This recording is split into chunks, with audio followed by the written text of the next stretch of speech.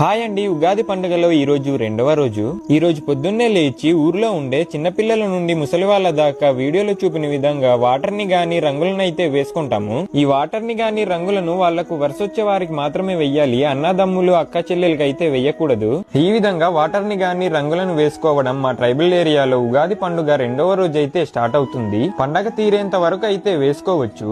వీడియోలో చూడండి, నేను వీడియో తీస్తుంటే మా ఊర్లో వాళ్ళు అయితే వాటర్ అయితే పోసేస్తున్నారు నాకు. ఈ పండగ రెండవ రోజు నుండి పండగ తీరేంత వరకు ఊర్లో ఉండే మగవాళ్ళంతా కొండకు వేటకైతే వెళ్ళాలి, లేదంటే రంగుల్ని గాని వాటర్ అయితే వేసేస్తారు. అలాగే ఈ విధంగా బొట్లు పెడుతూ డబ్బులు కూడా అడుగుతారు.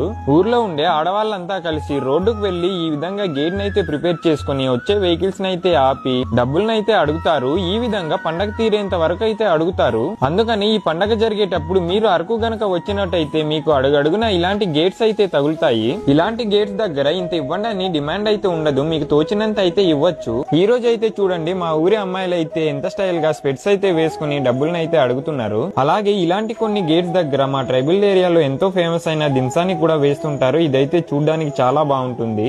ఇలాగా అడుగుతున్న సమయంలో ఈ రోజు అయితే మా ఏరియాలో వర్షం అయితే చాలా గట్టిగా వచ్చింది.